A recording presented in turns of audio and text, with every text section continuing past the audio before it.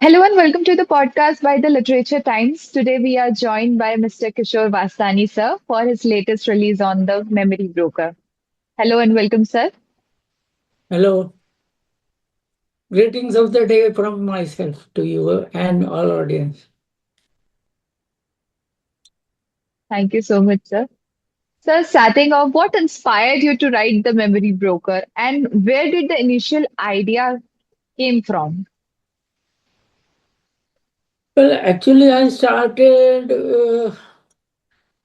it was sort of a spark while observing the modern world development that we keep our mind with some external device. Mhm. We no longer remember phone numbers, directions, or even our personal milestones are all kept on silicon. I began Yes, to sir. wonder what happens when the line between human experience and digital storage dissolves, right? So the idea grew from the simple haunting question: if one could literally steal the memory of your first love or your deepest grief, who are you left with? That became the foundation of the memory broker. Okay, sir. And sir, your novel explores memory as the form of currency. So, what Correct. fascinated you about this concept? Yes, the currency, money has always been an abstraction for human labor and values. But memory is the abstraction of your human soul. For making memory a currency, it allowed me to explore the extreme capitalism and technological control where a wealthy can literally buy a lifetime of joy or expertise, while the desperate are forced to sell their cherished personal history just to survive a night. In turn, the human experience itself is a transaction commodity. Yes, sir. And sir, Maya Chan is a complex protagonist struggling with her own identity. True. How did you develop her character? Yes, it was a very difficult decision. Twice I had changed the character's fundamentals, but ultimately, I Maya was born out of a theme of fragmentation. Because she deals in buying and selling of memories, her own internal landscape is a mosaic of Mhm. things that might not even belong to her. I wanted to Yeah. develop a protagonist who wasn't just fighting an external corporate empires, but who was fighting a quiet war in her own mind. Her strength does not come from her survival in Neo Singapore, but her relentless search for genuine, unmanipulated truth about her own self. So, this is the her character being fragmented, and it gels with the main character of the uh, novel. That's amazing, sir. And so the story raises a question about truth, perception, and memory. Why are Yes. these themes important to you? Memory, truth, and perception. Yes.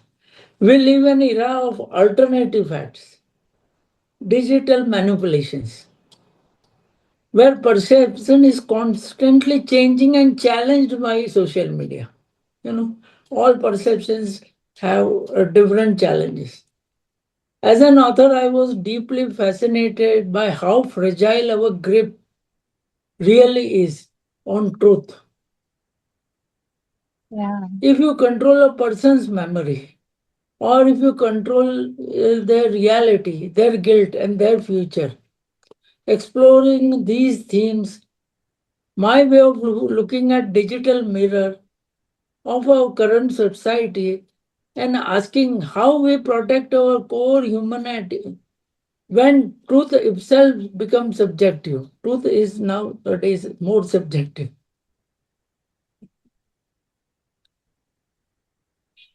Do you agree? Yes, sir, I do. And sir, how much of the technology featured in the book is inspired by real world development in AI and neuroscience? True. Quite a bit. Though dialed up to speculative extremes, pay constant attention to a real world advancement in neuro interface technology, optogenetics, and the way AI is beginning to decode human activity. We have already reached a point where scientists can map certain visual memories in the lab settings. Memory broker is just a bridge that gaps between today's experiment and tomorrow's reality. Tomorrow's reality is we have just tried to coordinate with the tomorrow's reality and today's. Yeah. And sir, Neo Singapore feels vivid and immersive. What was your purpose on building such a futuristic world? Actually, Neo Singapore was a concept as it is a cyberpunk concept where uh, I was trying to blend cultural texture of Neo Singapore and rigid logic. I wanted metropolis that felt suffocatingly dense, hyper illuminated, yet shadowed. I approached it by layering the futuristic elements like vertical transport grid, biometric security field. I had to feel alive, smelling both synthetic rain, street food stalls, making high-tech element feel grounded and lived in. Okay, sir. And sir, were there any films or any books or any code or anything that inspired the creation of the memory broker? Yeah. That. Philip K. Dick, the great legendary sci-fi author, he is a chief. He is the chief author who has really impressed me. I've read William Gibson's Neuromancer, and the Blade Runner is the massive inspiration. Visually, the timeless, rain-slick, new aesthetic of Blade Runner and inspiration. However, I also drew a lot of what do you call it, inspiration from classic philosophical thrillers, the existential poetry to add a distinct depth into the traditional cyberpunk framework. Yes, sir. And These two sir, are, while writing, yes, sir. yes, good. Sir, I was just asking that while writing, were there any point or any moment or at any stage you felt stuck or what we call writer's block? And if there is, then how did you deal with it? Yeah, writer's block is permanent feature with every author. I generally used to write. I used to get up at 3:30 or 4 o'clock in the morning. You must have seen the preface. Yes, I sir. so there used to be a time when writing I can write 10,000 words in 3 hours, and there were certain days when you cannot write a page at 250 words also. So writer blocks is a permanent feature, but you have to be patient and follow your instinct. There is no substitute for writer's block. I have heard of late that AI helps in uh, uh, surmounting this block. But when I was writing this, it took me about 4.5 years. I had written almost 90,000 words and canceled that entire story. So, writer block is a part and parcel of the author's life. You have to you have to live with it. Absolutely, sir.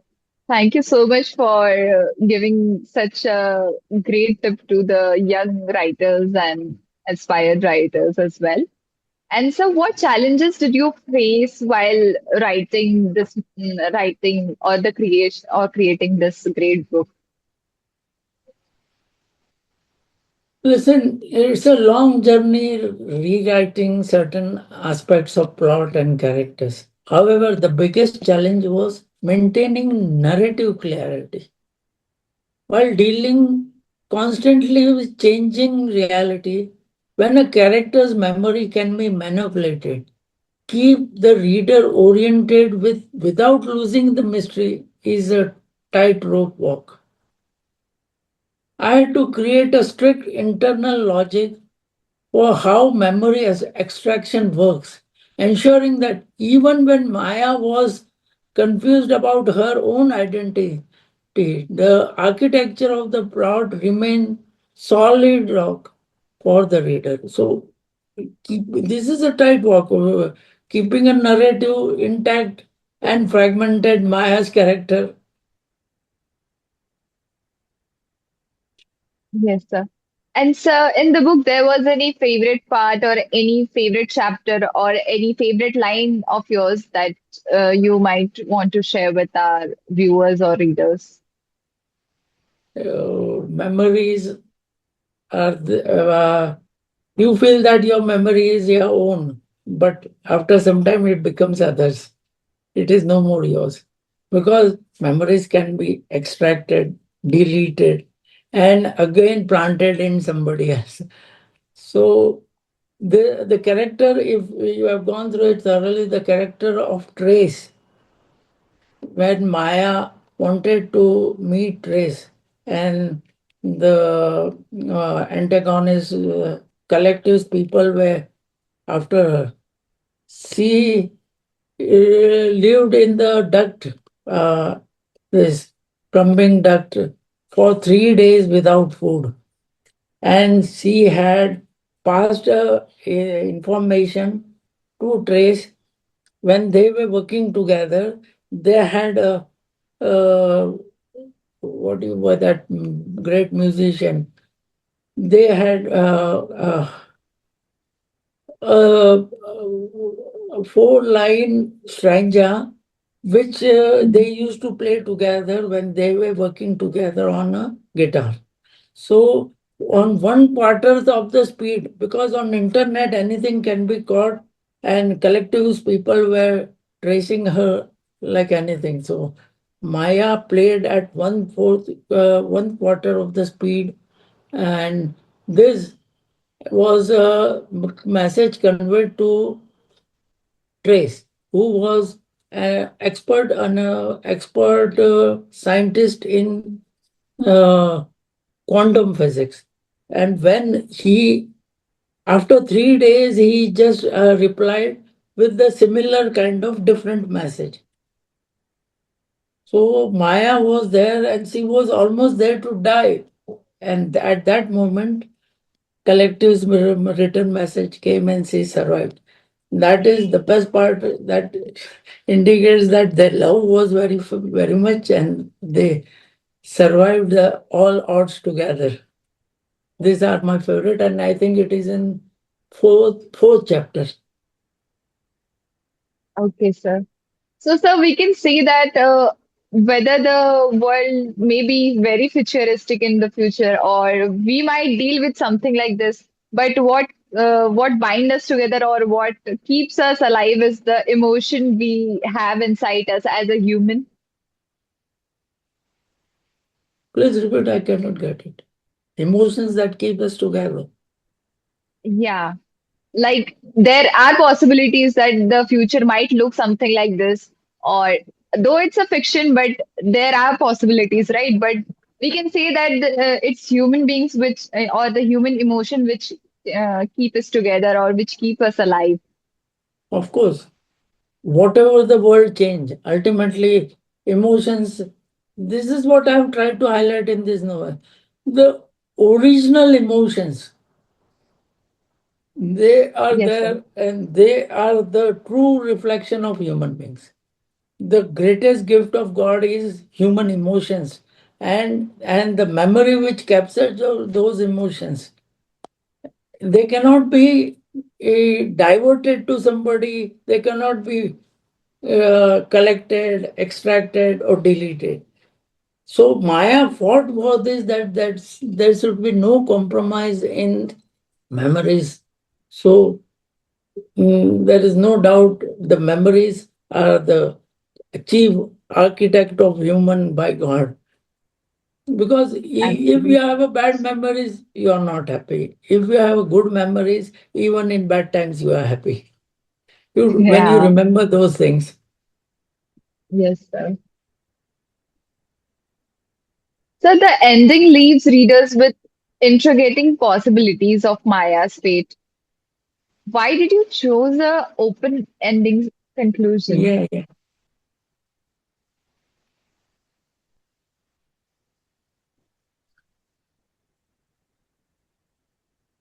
Actually, because life hardly wraps itself into a neat, perfect bow. Maya's journey is about reclaiming the right to define her own existence. Leaving the horizon open allows her the ultimate freedom. It invites the reader to step in Maya's world and decide for themselves what survival and truth really looks like. Yes, sir. And so, what is that one message you want your readers to take away from this book? Yeah, I hope the readers walk away with a renewed appreciation for the raw, unedited beauty of their own lived experience, both joyful milestones and painful scars. In the world that constantly encourages us to curate flawless digital version of our lives, I want readers to realize that our vulnerabilities, our mistakes, our authentic memories are the very thing that make us a human. Yes, sir. And sir, I would love to know how did your writing journey start? When was the time of work? What was, is there any specific time or a moment or an experience you want to share with us that sparked you into the world of writing?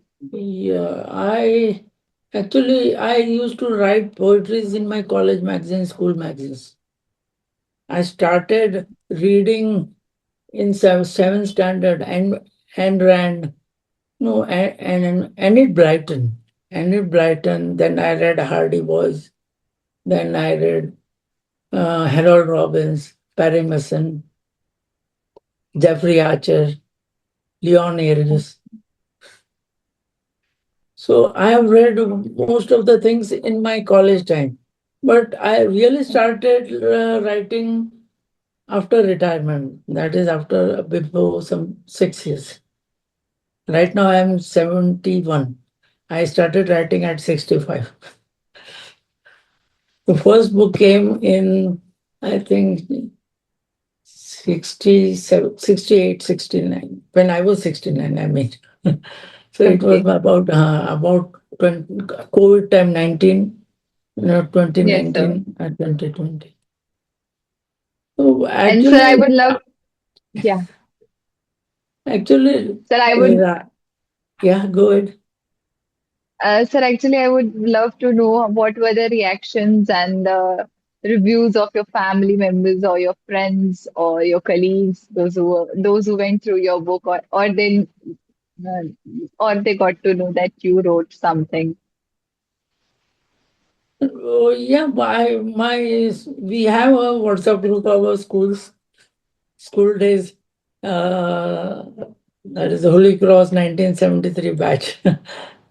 So Okay. they are few doctors, few engineers, and they all appreciate my work and they are happy with it. In fact, I started with poetries, but subsequently realized that if you want to be a thorough author or a poet, you should touch every aspect of the writing and see, try your hand in everything and see how far you can go in that. But yeah, it's a tough journey, but always satisfying. Whether people agree, well, there are people who won't agree with your point of view. That is a different thing. But writing gives you a complete satisfaction as an human being, as an educated human being. Yes, sir. And sir, what was the tough part for you? Was it drafting the story or the editing part or the final touches? Editing part is the tough. I have edited this book almost 11 times. So Oh my, writing a book is not at all difficult. You can finish the writing book in 3 months, 6 months, but editing a book will take 2 years. Of this size book, this is 1,25,000 words. It is about yes, sir. 500 pages. So editing is the toughest job. And while editing, what happens? You go on rewriting, changing the character, changing the story, and that becomes endless. So uh, sometimes it makes you nervous also whether you should continue or not. But that is a fleeting moment, and you have to bear with it. Sure, sir. Sure, sir. What would be that one advice you want our writers or the people who want to start writing but are scared of writing or due to any of the reasons? Go on writing, writing, writing.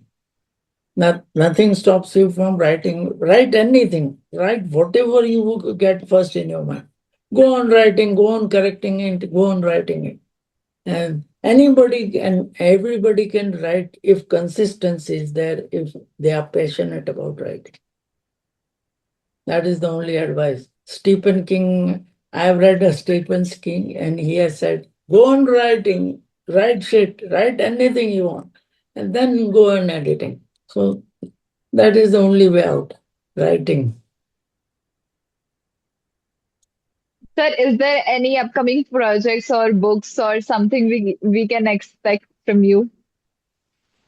Yes, I was thinking of writing my journey, I mean, memoir, but I find it I cannot continuously do the same thing. So I am writing two books at a time. So once you get bored of this, you can always switch to other.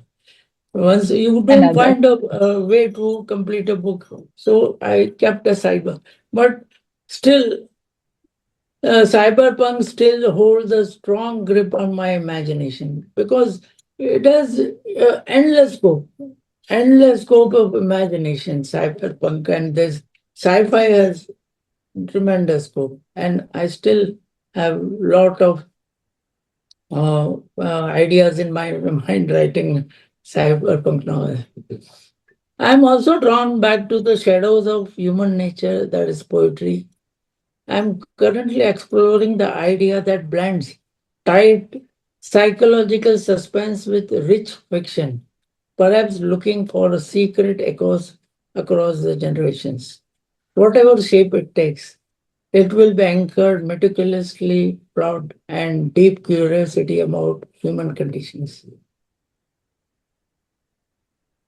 Yes, sir. So, sir, I'm really excited to have another book about related to cyberpunk because Yes. the imagination you put on the story, it's not something we read very frequently. It's very unique, Yeah. very different from anything, and the Correct. possibilities it creates. That what our future might look or what it can look, or there are Correct. endless possibilities actually to Yeah. go with it. So True. I really hope to have another book from you Yes. and to have you here again with us and discuss about the Definitely. next book or your next project. Definitely, man. Will Sure, hopefully sir. it will be by the end of a year or two. Surely, sir. And thank you so much, sir, for joining me today and sharing your journey and the inspirations behind your writing, behind the creation of such a unique and such a great book, actually. Really. Thank you very much. I also enjoyed our interview was good. Reactions were Yes, good. sir.